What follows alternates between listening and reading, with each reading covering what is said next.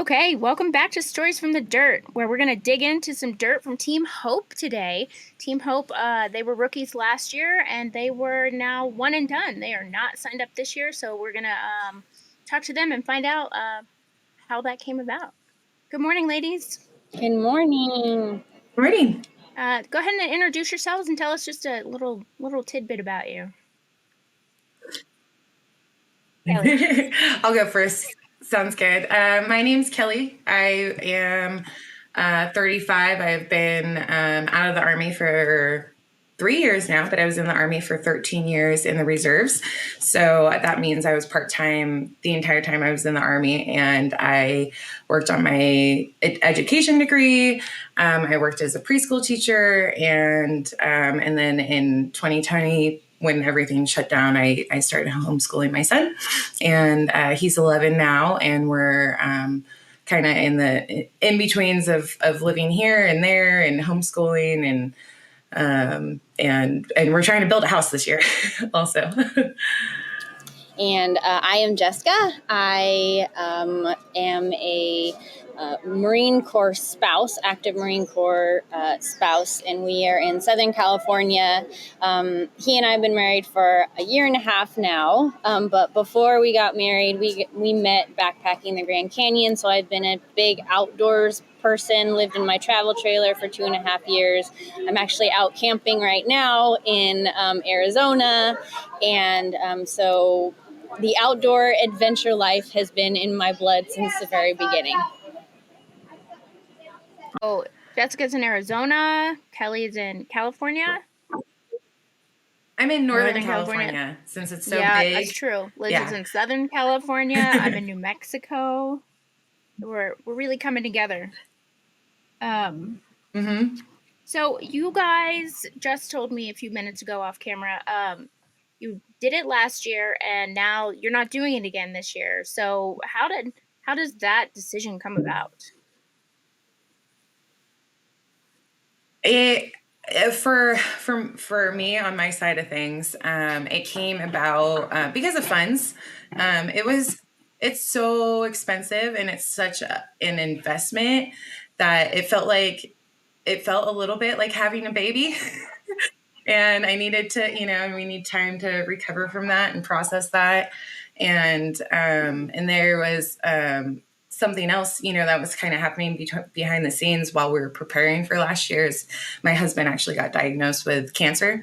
And so we were going through, he's been cleared, thank God now. So we're still going through treatments and stuff. So between the stress of that and the costs of that and the cost of the rally and the stress of the rally, and we're also trying to build a house, so it was really, for me, I just had to digest all of that and say, like, our priorities are different this year, and competing again in the future isn't off the table, but this year definitely was not an option, on my side of things, for sure. I would agree with that.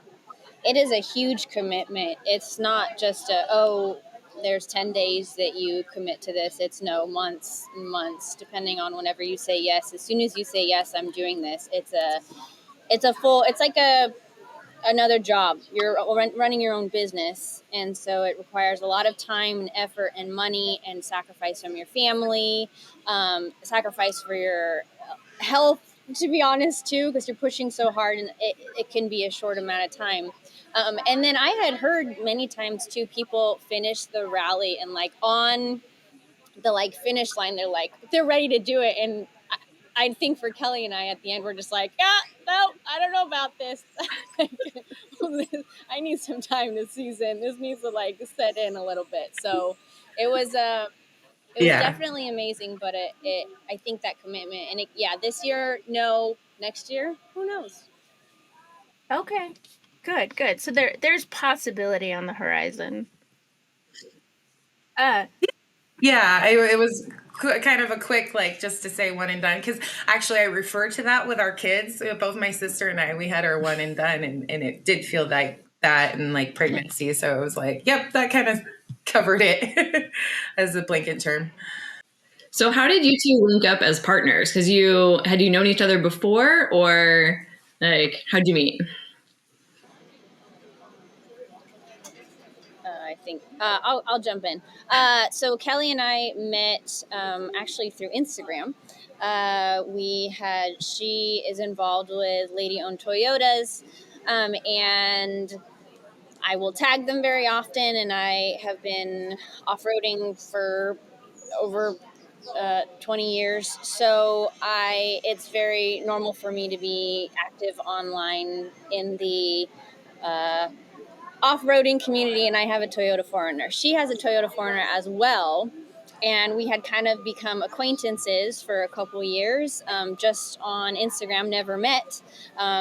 And then Kelly had been posting on Instagram some stories about the rally, and then kind of put out there like, hey, is anybody interested? And I just wrote her saying like, oh my gosh, this is a dream. This is like a bucket list thing I'd love to do, kind of playfully messaging her. And then she's like, all right, let's keep the conversation going. And we did. And she was putting that out at the end of 2022.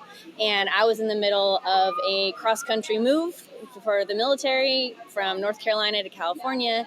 And I was like, I can't make a decision on this right now. I'm in the middle of a move. There's just too much going on. And so then as soon as I got out here, within 1 month, I had said, yeah, let's do it. Nice. Nice. And so now, who's the driver and who's the navigator, or did you switch? We went into it kind of thinking that we would switch because we did. I mean, at least me, I was like nervous to settle on a role because I didn't really know how we were going to react to the rally. But since we ended up driving my 4Runner, by the time we got there, she's like, I'm comfortable with you driving your 4Runner. And she fell right into the navigating role. So I ended up driving for the entire rally, and Jessica navigated. Okay. And then what goals did you set for yourself, and how do you feel about how you accomplish them? Our goal was to finish. Our goal was to finish, and we accomplished that. And we finished without any mechanical failures. Also, that was a big kind of gut wrench for me. Is like, okay, what happens if I break my truck, my 4Runner, and I have to struggle to drive it home 9.5 hours from Glamis, and we accomplished that. It was, I think the worst thing that happened was on my way home. Actually, I got a flat tire only because I had so much sand shoved in between the bead of my tire, that it started going flat on the drive home. And luckily we noticed it right away. So we were able to fix it. So I think we accomplished. Yeah, that's a good feeling, right? Yeah. And it's interesting because like we had gone into that. I think both of us being rookies had no idea kind of where we were going to rank, how we were going to do, how we were going to progress. And we went through the rally, and then we started, actually, like, I think day 0 and day 1 were like, hey, we're actually doing pretty good. Like, we're doing a lot better than I think we were expecting to do. And on my end, and I'm just being real here, I did not do a good job communicating, like, hey, I think we need to shift our goal. And that I have heard, and the funny thing is, like, we had talked to other teams beforehand. We had like established for ourselves, like, hey, we need to talk about what our goal is going to be each day just to make sure we're on the same path. So it's like we did everything we could, but still there was something in me that didn't want to state like, hey, I think we could place. And we saw ourselves get there. And so because I didn't voice that, we were not on the same page. So there was disappointment on my end at the end because I felt like we were more capable than what we did.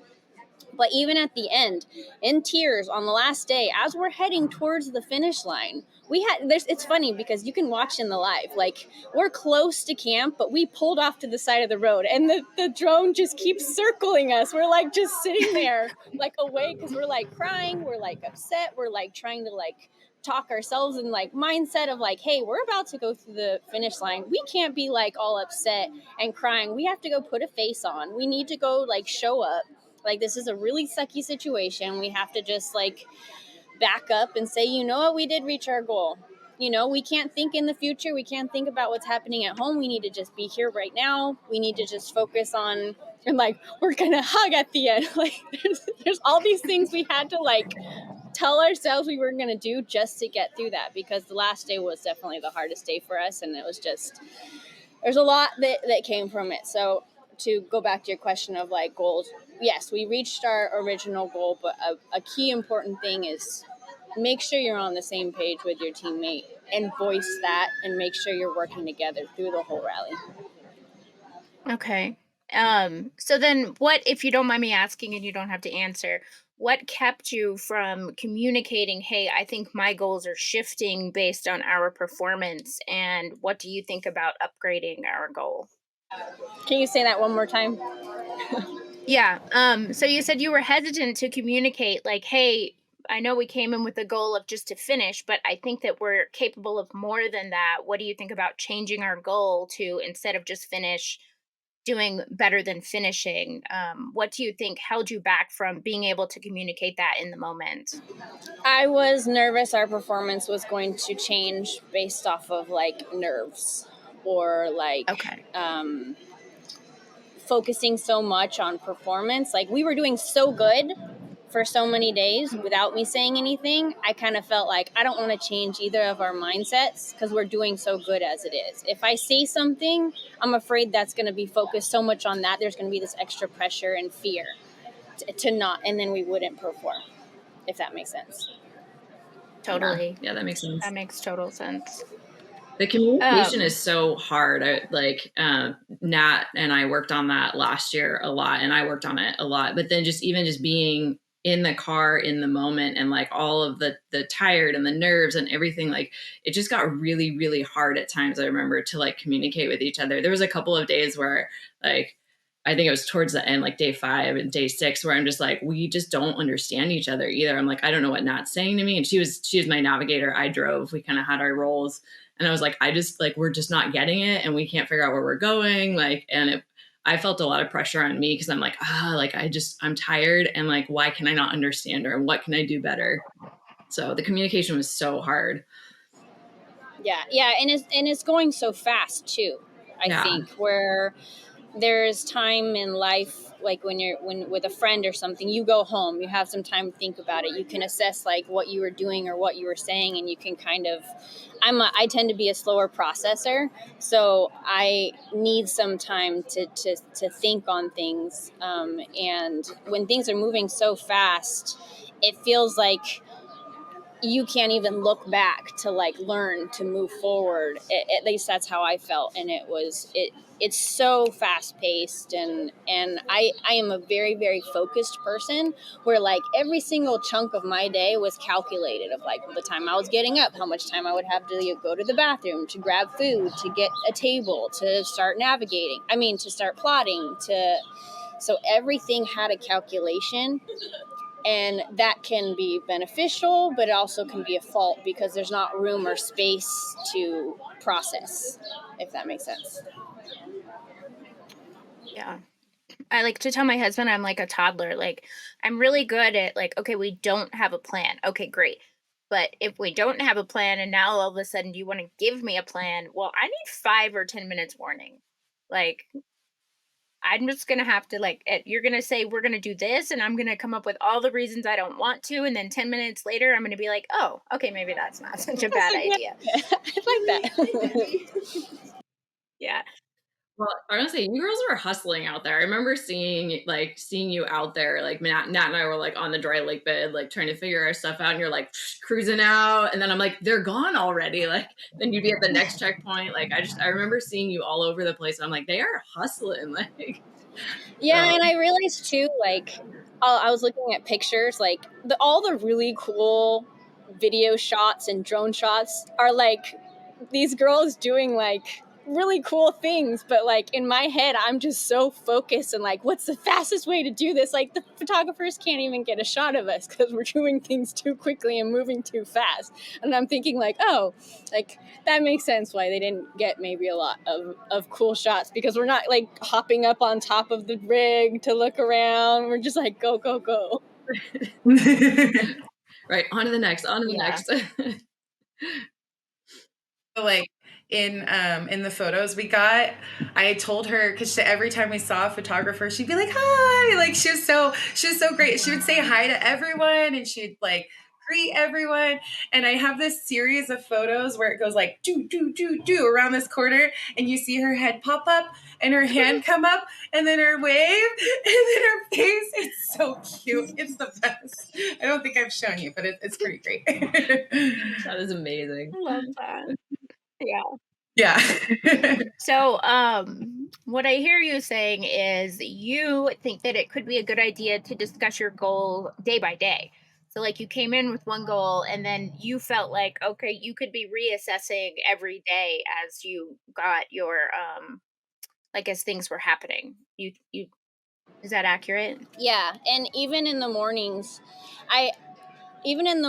like towards the beginning, Kelly would tell me how we were doing, like in our standings. But then maybe after like the second or third day, I said, don't tell me. I don't want to know.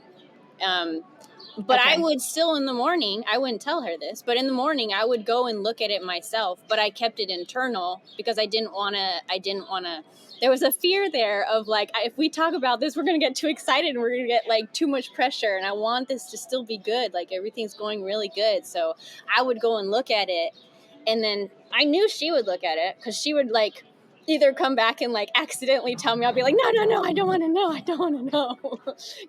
But that was a me thing, yeah, for sure. Yeah, it even just thinking back on it now, like it feels scary to me to reset that goal because I didn't want things to change. I was so afraid of like, I was so happy with how things were like showing up, like all of the hard work and the little details were making a difference in how we were like in our standing. So I didn't want to change that. I'll have to work with my therapist on that. Right. I think we all need therapy. So, then to stick with the communication, going into the rally, did you guys talk about how you were going to talk to each other and come up with communication strategy? And did you think that that held out pretty well? Or did you swing it? Yeah, you know, that I try and I've been reflecting back on that, right? It's like I was just listening to your guys' first episode and trying to get the feel of this, and like when you say like the rebel reveals things, you know, over time, right? And I like constantly think back, and I think that probably our lack of time in the truck together. It wasn't that we had a lot of, like, we were on Zoom, we were talking every week, we probably talked every day. So it wasn't that we weren't communicating, but we didn't have as much seat time in the truck, I think, as could have been beneficial. I don't think it harmed us a lot, but there were definitely times where like I would say something and it just didn't align with Jess, and I just didn't even realize, because that's like my army potty mouth just spilling out, you know. And I think that if we had spent, you know, maybe just a couple more days, or even like, you know, that week of training in, you know, even if it was on our own or with Rebel U, I think that, you know, that seat time that you have with your teammate in the truck makes a difference, because then you kind of figure out a little more quirks, and even her just like being in my 4Runner, even though we have the same generation, there was just like so many differences, and you know, so I think that part was probably a little bit missed out on our training, but you know, you learn from that. Yeah, I would agree with that. I think we didn't get the communication practice. It's very different to be in a vehicle and in each other's space for like 24/10 for the 10 days. And Whereas if you are, I mean, even with a spouse or even like a close friend or on a camping trip, you still have your space. But this is a lot of very intense time together, and there's no like, hey, I need some space. It's like, no, you need to like figure it out or leave it behind and move forward. And that's really hard to do. I would highly suggest, if there's a team that hasn't done the rally before or is interested in doing it, to try doing a Rebel U. I haven't done it, but I think that probably would have been beneficial. Sure, for the teaching part, but also for the like sitting in with your teammate, because we only got, I think, one real practice in before the rally, before day 0. Oh, wow. Yeah. So you didn't practice any enduros or Not really. We had okay, one so weekend.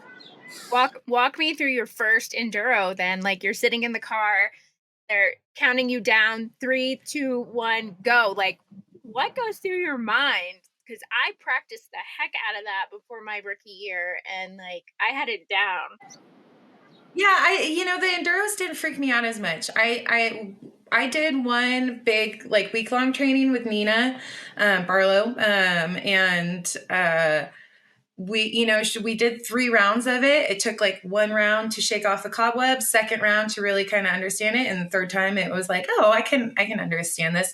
I also understand, like, my father actually came from the enduro motorcycle background, so I understand checkpoints and I understand that time constraint, and so it was really just I don't know. I thought the enduros were more fun than anything else. Yeah, they were super Yeah. fun, and I'm super glad we had a day 0, because I feel like that really locked us into figuring out everything. Like I started with way too many timers on day 1, and I'm like fumbling, and this one's falling off the magnet, and this one's falling down, and like I have one in my hand, and it was just so awkward. And that evening we were like, how do we make this better? Like, I don't think I need this many timers. Let's simplify this, and we got it locked in on day 0, where just me telling her who was in charge of pushing what, who was in charge of resetting or not resetting, or how do we simplify this and make it as successful as possible, and me counting down, okay, 2 minutes, 1 minute, 30 seconds, 10, 9, 8, 7, 6, 5, 4, 3, 2, 1. It became just a rhythm, automated thing of when you're going down the list, and it worked really well. I'm really glad we had a day 0. Who knows what it would have been like without day 0. I'm impressed, ladies. I'm impressed. Yeah. Nat and I practiced enduros a lot because for some, that was where we struggled with communication too, where it was like, if we did, we would go through and like look at the turns before we would even start. So we'd have an idea of both of us, like, all right, there's going to be like some crazy left, and there's going to be like, all right, we've got a section that we'll have like some time. Because if we didn't do that, it was like almost immediately we'd make a wrong turn, like every time we practiced. And for me, as a driver, I couldn't have that information in my brain at all. I needed it almost blank, and we figured out that she had to just deliver information in a certain order, and like speed had to come first, then the time, and then the distance. Because if I didn't know what speed I was going, before all of that, it was almost like taking a coffee order. Back in my barista days, Start it was with a like if hot or cold they didn't ice. tell me the size cup first. Yeah, if they didn't tell me the size cup first, I had to wait there and have them finish their order, and then I had to press the 16-ounce, button, and then it'd be like, okay, I had to remember everything you just said.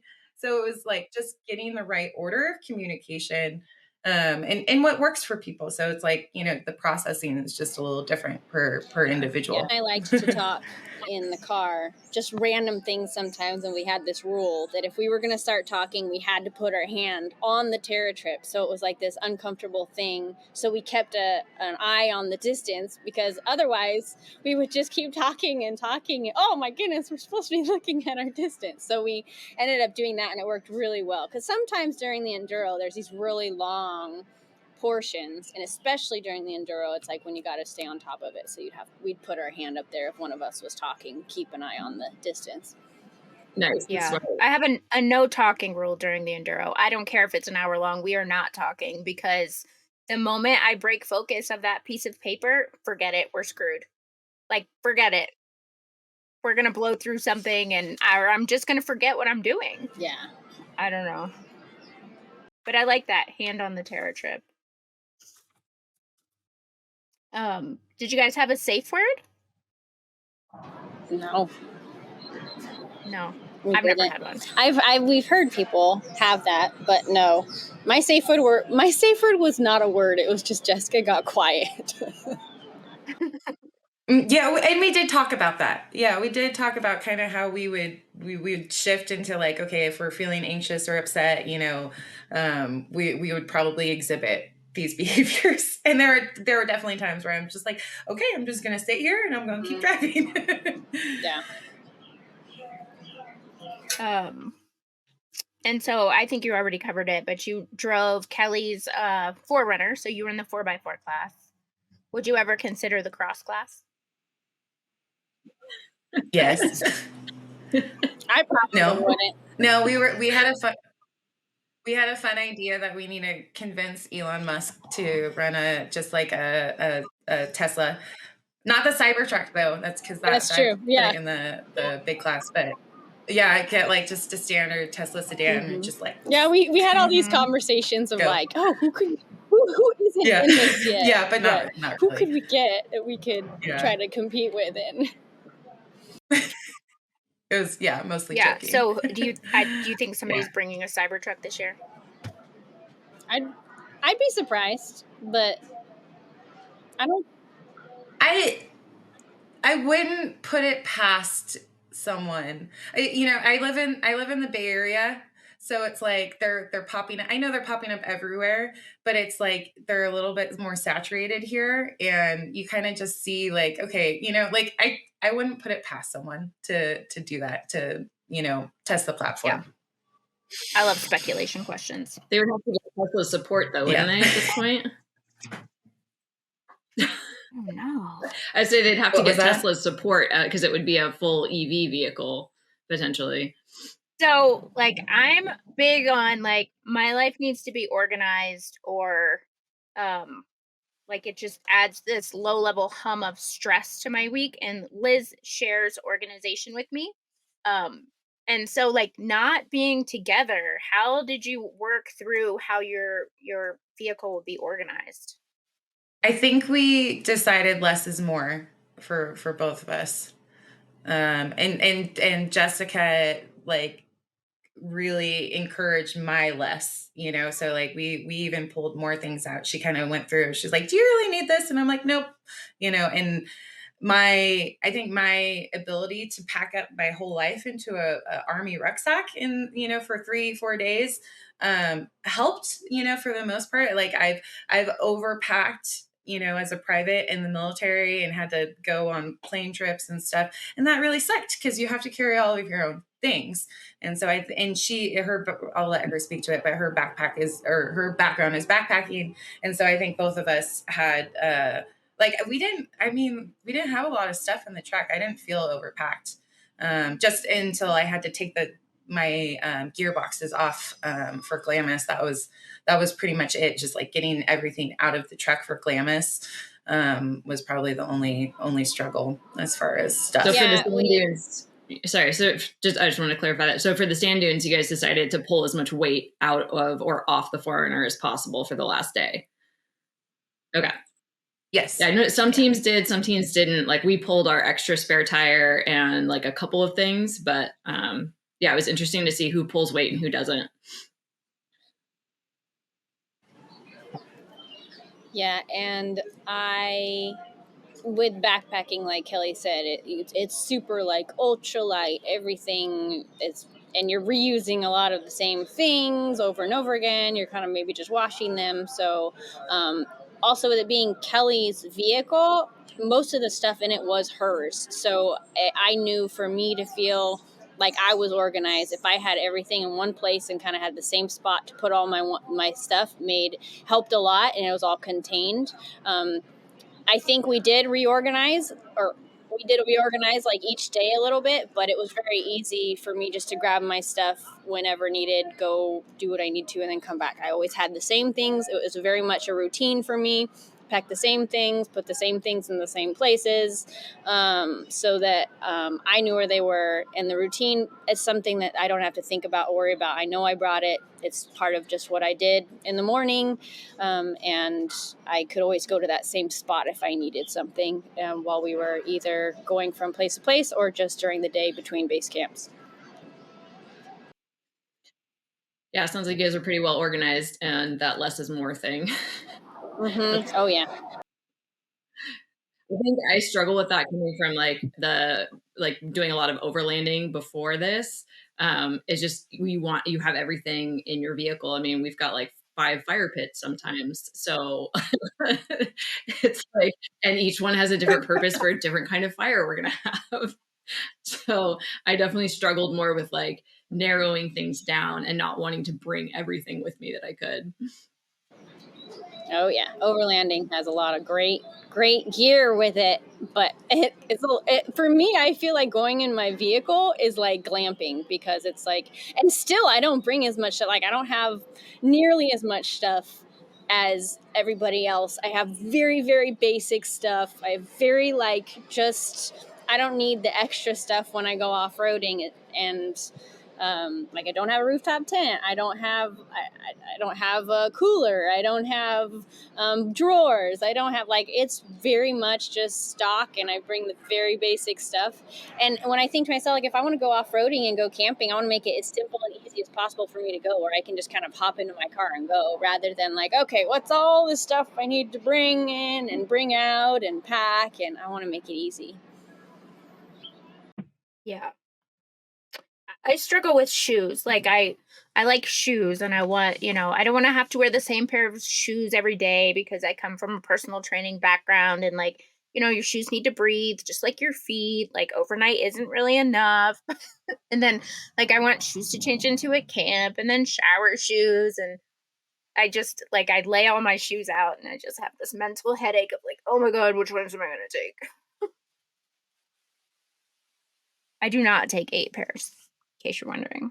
It might sound like that, but okay, so minimal gear. Did you feel like did you take 1 tent or 2, and did you feel like your sleeping bag was good? Like everything was perfect? No. On my end, I on purpose left my sleeping bag liner just to like minimize a tiny little bit of bulk, like a tiny little bit. And I super duper regret that. I'm sure you guys probably know why, because those first 2 nights were very frigid. We did do 2 separate tents. We agreed like, hey, I need my space. You need, like we need to be able to separate at the end of the day to allow each other to decompress and process. That was great. But yeah, don't skip out on the like minus 20 or, like below 20 degree sleeping bag liners, because, it might get lower than that the first couple of nights. I was really thankful we had our own I mean, there's a little bit of extra hassle for everybody to have their own tent, but I borrowed one from Lonnie, and I just expected in the morning on the days that we were packing up that I just got up early and I packed everything up, and Kelly was really great with just taking what I had already packed up and put it into the car. And but yeah, the tents what brands were they again, Kelly? Mine was a different one. It was like just you pull it up and then snap it out, and then it was the popular one. All the roll up tents. Oh yeah. Circles, the yeah, it was Quechna, or I don't know how to say it. It starts with a Q. Yeah, that's the one I have too. Yeah, it worked great, and I just used my backpacking sleeping bag, so it's just a Mummy sleeping bag, REI brand sleeping bag, and I brought my REI. No, it was from like Thermarest, like liner for the sleeping bag, and then we also had Deep Sleep sleeping pads. That helped a lot because they were self-inflating, and they had a 5-inch foam. So even if we didn't have time, we would just throw them in there. They'd self-inflate. You didn't add any air to it, and it was still fine. And that was a huge piece, because when I go backpacking, I do not like blowing up my sleeping pad every single night. There's just something about being in higher elevation and trying to pump air out to blow something up that just really drives me crazy. To be fair, they're quite large, but they made a big difference, like with us staying warm and making it quick. We just wanted everything to be quick when it came to setting up our tents. Yeah. Yeah, those deep sleep mats made a huge difference. I forgot about those. Probably because I slept, good after it warmed up. Yeah, a and little even bit. on the nights that like our marathon, they were called marathon nights, right? That's what they were called. Okay, on our marathon nights, they were really great and flat and big, so I could put my map down. And on the one night we were out, I think, what was it, Johnson Valley is where we stayed the night. Yeah, when we were out at Johnson Valley, I stayed up late just plotting the rest of that massive long list of coordinates in the checkpoints, and it was great. It was great to have. Nice. And then one last question. How did you guys handle like the stress and the fatigue? I like to call it like the compounding fatigue, because you're not sleeping in your usual place, you're not eating your normal food, your schedule is definitely different, you're probably not drinking as much as you need to be. Did you guys have any like strategies or techniques that you worked on for that? I feel like this is probably not super relative, but I felt like I ate really well out there. I felt like I slept really well. I felt like I was drinking really good because it was all kind of, like I had said, part of my routine. So it was like the morning I ate the same exact like muesli, like granola and yogurt and maybe a banana every morning. So like that was great. And then I would just snack all day, to be honest. I just had a bunch of snacks. And then I had my water bottle that I had popped Noons into every morning. So that already had its electrolytes that I was drinking. And then in the evening, I would just, scarf down whatever, make myself eat whatever they had. And it was delicious. It was great. So for me, it kind of was like a checklist of like, did I eat breakfast? Yes. Did I make sure I ate something with protein for lunch? Or Kelly would pack, snacks or lunch from breakfast, and then dinner, making sure I'm eating at dinner and I would have every morning, I would have a peppermint black tea for some, oh, look at that. It's a thumbs up on the screen. I would have my peppermint tea, and then at night I would have my extra sleepy time tea. So it was like I was getting, it was just a routine and a checklist for me. So I think for others, if you can make it like a checklist and just make a routine for yourself every day, then it becomes just natural to take care of yourself and those things. But then like with the stress, I didn't do a great job taking care of stress. Kelly and I did do something each night, is we would write down what we did, how we felt about the day every day. We would write down on a piece of paper. And maybe that's something that's like just a little one sheet of get stuff out on how it went. So there's some sort of release. Stretching is the other thing I would say. Stretch. Definitely stretch. Oh my God. Yeah, I remember just like, it's probably by like day 2 after you've done prologue and 2 days, like your head is just like your head and your neck. And, I did very similar things where it was, I kind of knew how to prepare, going out to the field with the army. Like, we would be out for like 10 days, and I am gluten free normally. And like the army gives you MREs, which are not even close to any like sort of real food. So I would pack like a week's worth of like electrolytes, dried, freeze dried probiotics. I've given people like the idea to bring applesauce packets so you keep your digestion going. And so it was like I had very similar rituals, I think, in routine, where it was like, okay, electrolytes go in my water bottle. I knew I had at least like 1.5 liters, and then I had my Camelback. So it's like I was always keeping track of the water and the food. And I think, having, I'm the matriarch in the household. So I'm always keeping people fed, so collecting snacks and knowing, and having like a fitness background. Like I know how to macronutrient things. I know that, we're really low on protein here. this or that. And really, yeah, the Rebel feeds you really well. So you take advantage of the food. Oh, it was like the second to last day, I saw Mandy take one of those Mountain House in the morning and fill it up with hot water from the tea thing. And she's like, and then it's already hydrated and ready for lunchtime. And I was like, oh my gosh, why didn't I remember that hack? And I saw her do it like the second to last day. And I thought, I was just like my eyes open and I was like, you're a genius. So there's a lot of little hacks to keeping yourself at least hydrated and nutrients in your body throughout the day. I like that.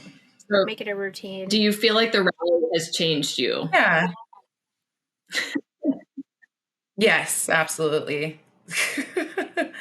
and it is like, still just like little things reveal themselves. I just had a flashback like preparing for this and I was like, man, if I just didn't spend as much time airing up in Johnson Valley, we wouldn't have been so rushed for our checkpoints getting back to Glamis. And it's just like little things like that pop up. I got to go out with Liz the other weekend, and we were like one of the girls was skeptical to just like take this road. And I was like, nope, it's that road. And she was like, yep, it's that road. And we're just like, let's go down that road, without any hesitation. And there's just so many more learning opportunities, as long as you go into it knowing that you're not perfect and you have a lot to learn about yourself as a person. And, it's really hard the first month coming out of it, I think, but then you get that reflection afterwards for sure. Yeah, it made me, I think, love myself more than I had before, in the sense of appreciating my brain. I felt like I hadn't really been in a place before where I could see all my wires work well together, and it was an environment for me to see them work and to not feel weird and to not feel strange. All what does they say? All sparks were firing or something like that. All something was firing. All Yeah. Cylinders. I can't remember. Well, Cylinders, pistons, something like that. something. One of those Everything was were firing. firing. Yeah, everything was firing well, and it everything else was silenced, and I could have one main focus with a lot of calculations and a lot of numbers, and things were coming back with results. And I think that's the thing. Most of the time in life, if I have a thought about something, there's no real way to show results. That was a great way to think. And I think the rally does that. I think the rally shows you through the competition, through numbers, if you're doing well or not. And so I think that was just really reassuring to be able to get into the rally and see that we did do great together, and I felt capable. So yes. Awesome. I like that answer. Okay, ladies, that rounds out our time together. I thank you guys so much for coming on. I really enjoyed our conversation, and maybe we'll have more later. Yes, thank you so much. Thank you so much.